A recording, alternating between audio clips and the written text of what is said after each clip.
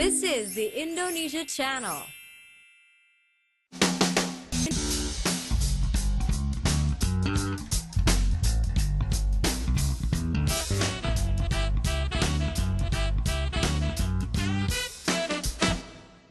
Hello and welcome to Hot Indonesia, where opinions are sharper than a sushi knife. I'm Dalton Tanonaka in Jakarta. Here is this week's HI Hot List.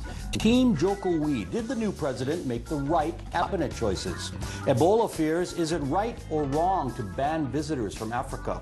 And is it pop idol why Agnes isn't Britney yet? Here every week in the room is, with me, Yeni Wahid, director of the Wahid Institute, daughter of the 4th president of Indonesia and Harvard alumnus, right? Mm-hmm. And sitting in for Sarah this week is Wimar Witular. Welcome back, sir. Former spokesman for Yeni's dad, Abdurrahman Wahid, now running his own communications firm. Sir, hot topic number 1, Team Jokowi. After several false starts, Joko Widodo took the first major action of his new presidency when he announced his cabinet on October 26. The ministerial lineup includes a record 8 women with 18 non-political picks, 18 to 20, depending on who you talk to. The 34-member cabinet Kerja, or working cabinet, includes a former lobster distributor, university president, and presidential daughter. And I thought it might be this presidential daughter. It may be someday, but I will talk about that later. First, Yeni. I still want to stay in this show, though. Do you want to? You can still be on it. It's okay. Your overall reaction when it first came out? Well, I was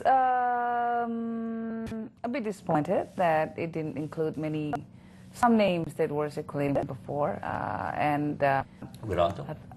He was on the original list, but actually already answered that question. Okay, all right. Okay. But he was on one of the original lists, and then he got dropped at the last minute. But a lot of people were on the original list. Yeah. And a lot of people got dropped. Yeah, at the last minute. A lot of people sneaked in at the last minute. Yeah, and Wimar, was this a wow team to you or not? Oh, well, it's the only thing lacking is the excitement.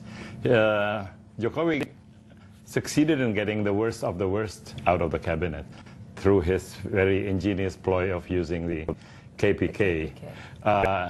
Some still squeaked in because of their tremendous pull, I think, with some party powers, because of, namely Megawati. And we must not forget that this is politics, and Jokowi is, after all, a politician. So he did the best, I think, what he can do under the circumstances. Avoided the worst, could not get the best insight, but we still have the presidential staff coming up. And it might be like the Obama administration, where it's strong in the White House and weak in the Congress. Okay, let's get specific now. I mentioned seafood, and for those who don't know, Suzy Pujiastuti, who owns Suzy Air, a charter or a commuter air carrier, she's now fisheries minister. She started her career is delivering lobsters and crab to markets. Yeah, so that was an interesting choice because that's how she had to purchase a plane to get the fish to market sooner, and ended up having an air charter company with 48 or 50 planes. But being a CEO is different than being a minister. She's going to, I mean, her initial days walking around and Busukantu with the staff look good, but she's got to make them work now. Well, to top it all, I mean, she looked very eccentric in her looks, and I think that will add to a more probably a resistance in some conservative sides in the government or in the ministry. And fisheries is an important ministry. Yes, I mean, some say there's no. I'm sorry. Sorry, go ahead.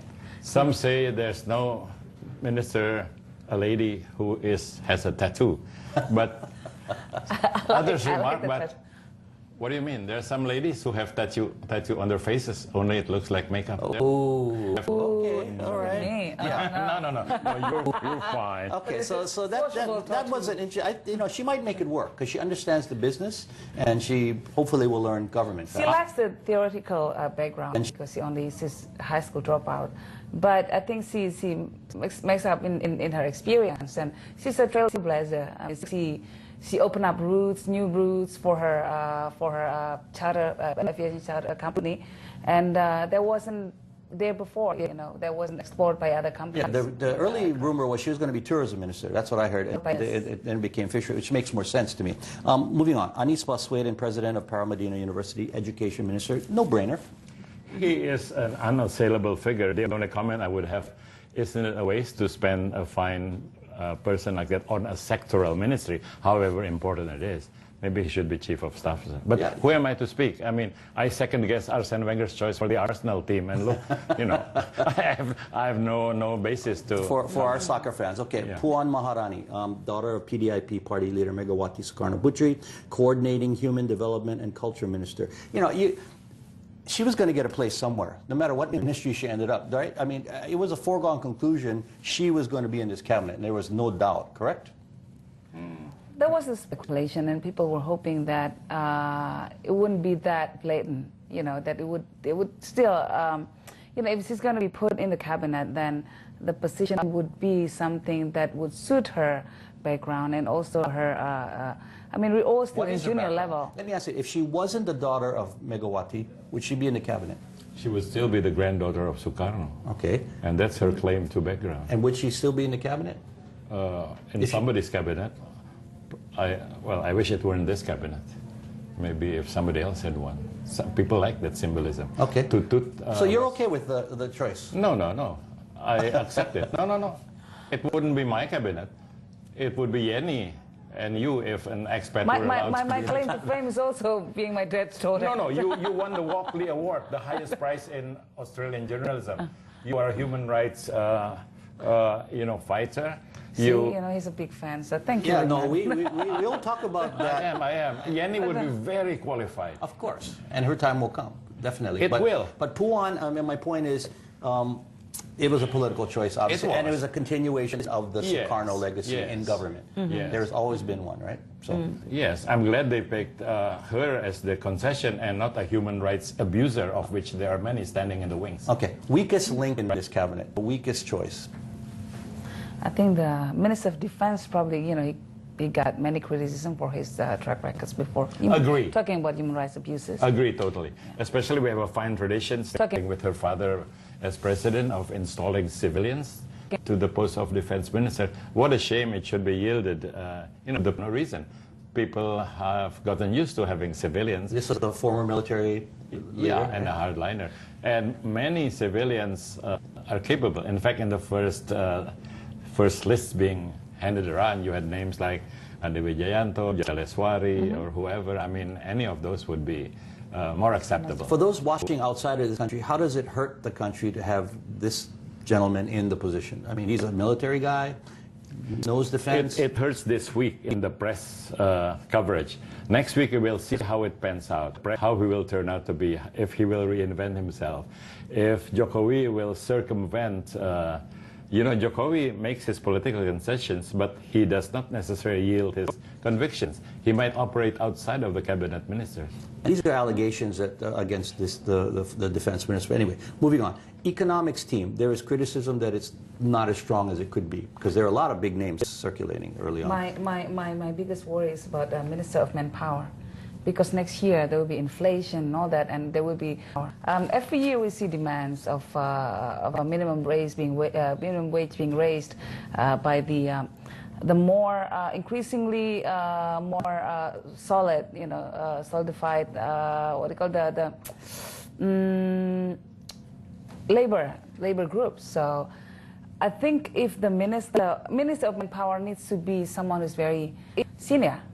And someone who understands. Certainly and not has to be given as a political plum for a political party which does not deserve a plum anyway, right? So because Muhaimin cannot be minister, so they appoint somebody there. No, it doesn't work. It doesn't work. Okay, how about the breakdown of political appointees and professionals? It's about 20 to 13. It's more than 50% professionals, which is what people were hoping for and they got. I don't think I would apply quantitative analysis to that. Okay. So what? I mean, so many. Just see the quality of their work, and for that we need maybe just 1 week, 1 month for the first signals to come out. But 8 women, I think it is something that I would applaud. Well, you have 7 women plus Puan. What does that mean, Wimar? What does that mean? She said, yeah. Okay, but that is a good benchmark, because other countries don't come close to that. You know, and we've had a female president here. The United States, who always go back, has not had one. The cabinet is usually all men in the U.S. So, well, they've gotten better too. Hillary. Yeah. So, but 8 women is a record. It's a record. From Secretary of State woman. Very nice. She happens to be a good diplomat, Ibu Retno. And then Susie is a good choice, I think. Give her benefit of the doubt. So on the women's side, it's good. Kofifa is also there. Kofifa, of course, is Siti Nurbaya is a seasoned technocrat. proven. Okay, so again, the public should feel heartened by this cabinet going forward. And you said give them a week, though. If you look at the market and the rupiah, it went down because they had such high expectations. I see.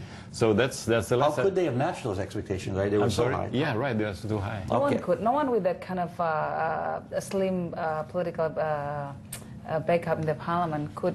Exactly, have yeah, kind of exactly. expectations. Good point. It's going to be a battle. Okay, Hot Indo will continue shortly. Should Indonesia join the Ebola flight ban?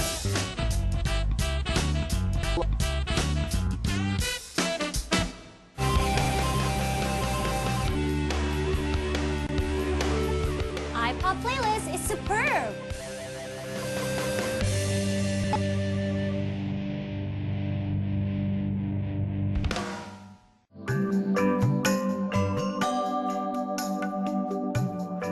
Hi, I'm Caitlin Turner, and welcome to Yoga Bliss.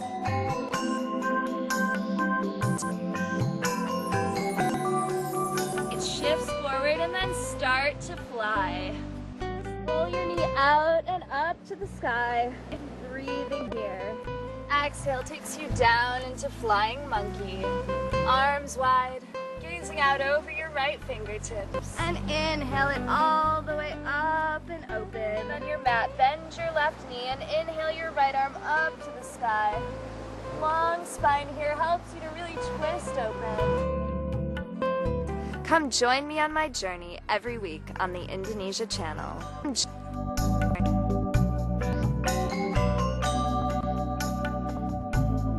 Yoga Bliss, only on the Indonesia channel.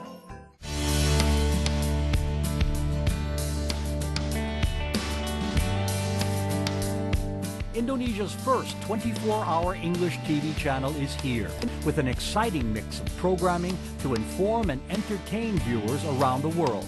The Indonesia channel offers something for everyone, from world-class lifestyle shows like Yoga Bliss to the hottest music hits and artists on iPop. News and information are an important part of the Indonesia channel, with Today's Indonesia and ASEAN Today providing what you need to know. International hosts such as Lorraine Hahn, Jamie Aditya, Caitlin Turner, and Dalton Tanonaka are among the faces you'll see. Movies, dramas, travel, and more are all on the Indonesia channel for the world to see.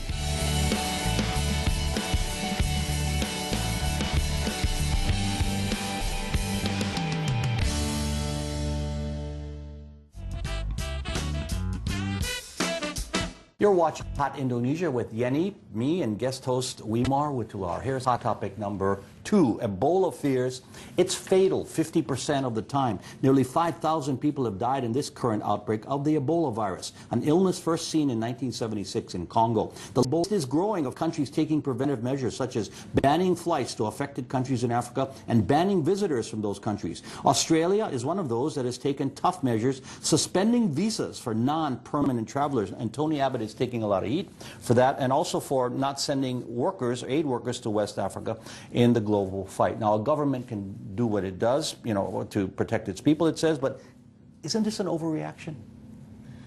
Well, I think, you know, government, Ebola is such a new thing. You know, people don't Well, really 40 know how years. to handle It's that. been around 40 years. 76 it first broke out, but it only took a couple hundred lives at that time. Yeah, but now it's taken A like new thousands outbreak. of lives and in such a short time. And I think if government reacts in a panicky way, it's understandable. I mean, we still need to, and the WHO hasn't really come up with, I think, with a protocol that all countries should follow. I think if there is a first step, it should be coming from the UN group. Oh, and more The UN people have task. died from AIDS over the years. 36 million people have died from AIDS, okay? And swine flu, which is kind of small, but 284,000 people. We're talking about 10,000 right now. Why is Ebola evoking such fears? And the underlying thing, the background talk is that there's a discrimination factor in this. Because it comes from originates Africa. in Africa. Yes, and that is what some analysts are saying. I mean, is that, do you think, lurking in some people's minds? I will not tread into areas of which I know nothing, so I'll give my layman's reaction.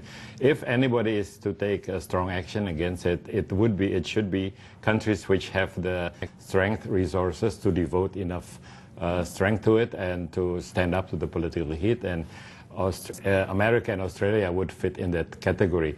They, in fact, take the brunt of the world's burden, because if they don't act, then they would be accused of not acting strong enough.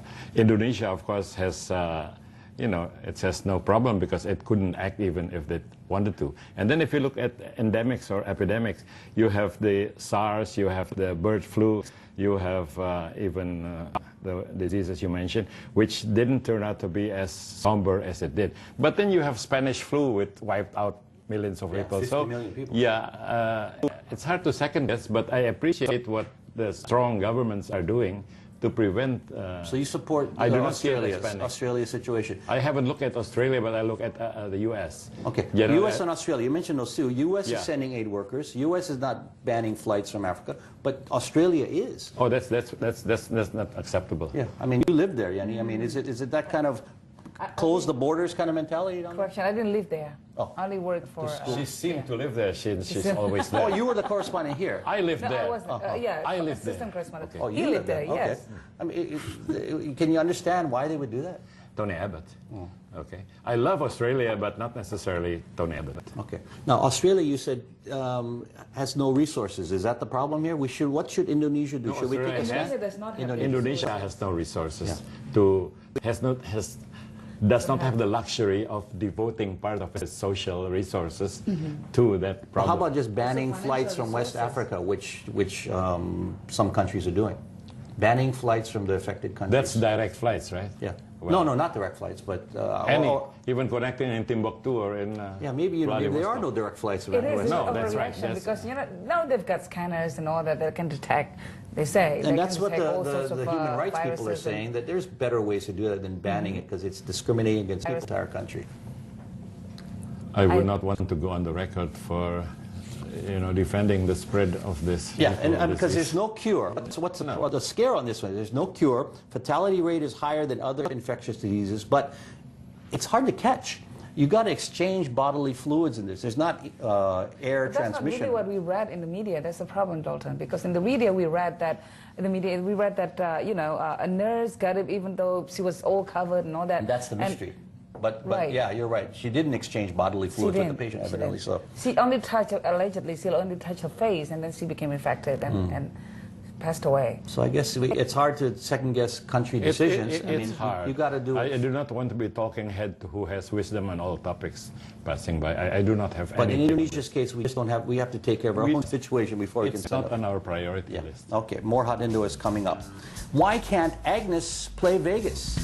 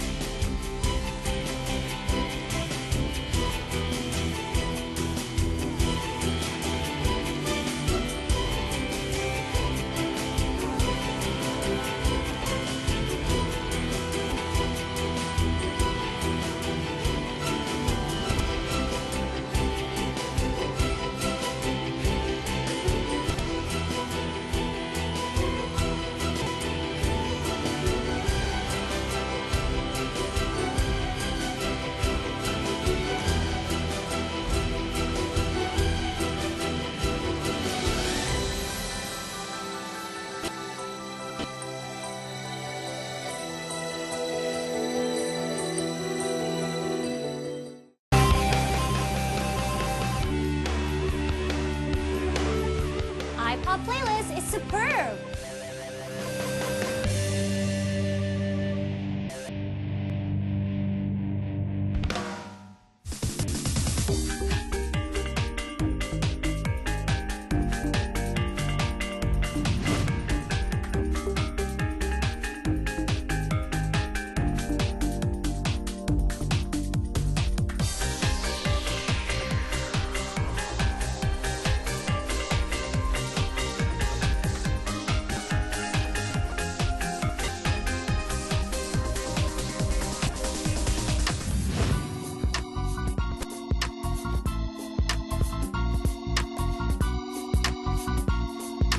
matches.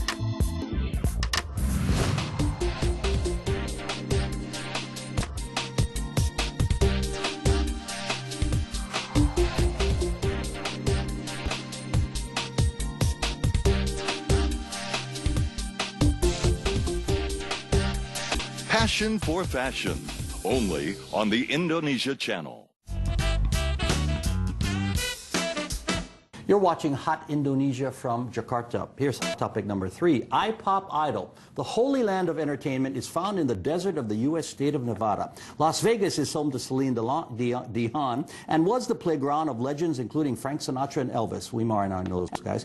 The current pop queen on stage there is Britney Spears, putting on a huge show at Planet Hollywood. Oops, she did it again. Meaning, after going through some personal troubles, she's back and bigger than ever. I just saw her on stage. That's why I kind of wanted to talk about it a little bit. Indonesians know her. I was surprised. Indonesians I know said, she was big here. Why do they know her, and why would they support Britney when we have a woman like Agnes Monica, who is probably better singer, better dancer than Britney Spears? I think Agnes should be on stage here. Why Agreed, but it's the same story with sports people, football players. Everybody needs infrastructure. And but we don't have world-class football players, do we? We do. One plays in Juventus or Roma. Okay. His name is Nainggolan. How more Indonesian could he be? He doesn't speak Indonesian, but he is Nainggolan. Yeah. Right. And Van Bronckhorst of previously Real Madrid has an Indonesian mom. She comes here all the time. I mean, support system for management and agents and all that? Mm-hmm. Management, players, salaries. Good incentives, yeah. Yeah, and training from 10 years old on. I was active in tennis for a while, and many of our tennis players were world champions in the junior class. And when they became senior, they dropped down out of the top 1,000. So it's the same story, I think, with singers. Why do only superpowers have big stars, or at least English-speaking countries? Well, that's a point right there. Agnes speaks English, so she could make that crossover, but a lot of our artists don't, right? Right. So she has maybe 3 out of the 10 recovered points, but not the 7, and it's not her fault. It's Indonesia is only now coming onto the scene. If I were Agnes, I would try to repackage myself something that is different from Britney. Because if you go after just being another Britney, then you have so many competitions in that line already. But be someone that is totally different. I don't know what is, but I could only advise that she tries to come across someone who's She's been trying, man. She's been trying hard. Her last song, Coke Bottle, was like she was trying to be very urban ghetto kind of thing, And I can't even sing along to that song. I mean. But would you say Anggun Sasmi is more successful? I mean, the point being that she devoted more time to international presence. Mm. How well known is Anggun? Everyone here says she's an international star. I bet you no American knows Anggun, and that's the big media capital. I mean, she's our biggest export probably musically. But her voice, her songs made top 40s, I think, at one stage. I think the Indonesian channel could have a big contribution. And we will. To making us international. We have a show called TV talk show iPop. stars. We have an iPop music program, and you know what? I just thought on the plane home, I saw this movie where it was called $1 Million Arm, and it's about a contest in America promoting finding 2 people in India to play the game of baseball. They figured they could convert cricket. I want to do something like that here, maybe, where that would be we find nice. 2 singers going around every province, but they have to sing half the song in English, 50% Bahasa English. But I don't know. You have a documentary now winning prizes all over the world made by Daniel Ziff. It's called Jalanan. I Know the People. It's very true. It's very sincere. It's very high quality. Maybe that sets the path for other Okay, a lot of good examples. Okay, it is feedback time now. Please let us know what you think of today's show or anything else you want to tell us. Sanadi posted this on our Facebook page. Please invite Mr. Suzy Pujastuti on your show. Well, we plan to do that, Sanadi. We've already asked her to come. If she can come in from her smoke break.